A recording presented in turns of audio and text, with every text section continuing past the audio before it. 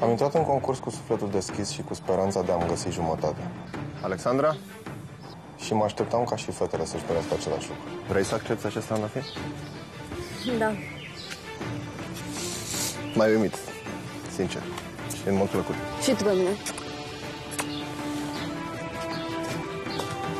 E greu să accepti că oamenii din jurul tău te mint. Daciana? Mai ales când tu îți pui sufletul pe tavă și te aștepți ca și ei să facă același lucru. Vrei să accepti acest trandafir? Cu mare drag. Și să nu mai fii așa timidă de acum încolo? Sunt timidă. Și poate te exprimi mai mult? Nu mă exprim suficient? Nu. Deocamdată nu. Ok, să țin cont. Te rog să accepti acest trandafir, dar numai dacă vrei. Cu mare drag.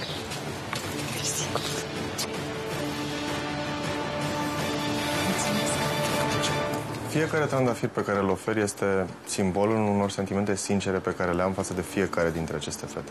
Dorina? Mă aștept ca relația pe care aș vrea să o clădesc cu oricare dintre ele să fie una sinceră. Vrei să accepti, te rog, acest trandafir? Bineînțeles. Țineți.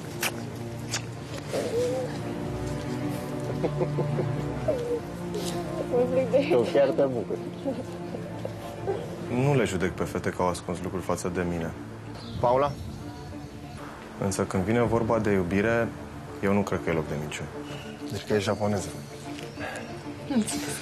Vrei să accepti acest trandafir, te rog? Da, bineînțeles. Cum să nu? Aveam mici îndoieli, sincer să fiu. Nu pot să fac asta. Mă simt jignit. Am crezut că toate fetele sunt aici pentru mine, dar nu a fost așa. Lorena? Se pare că drumul până la tine nu este deloc ușor. De ce credeai că e? Nu, n-am crezut niciodată.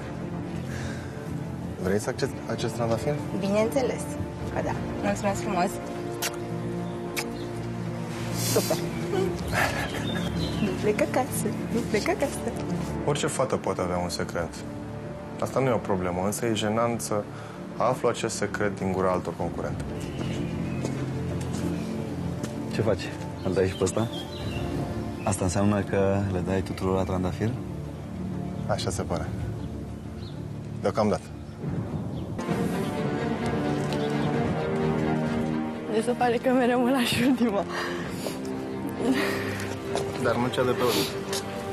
Vrei să accepti acest trandafir? Da, din tot sufletul.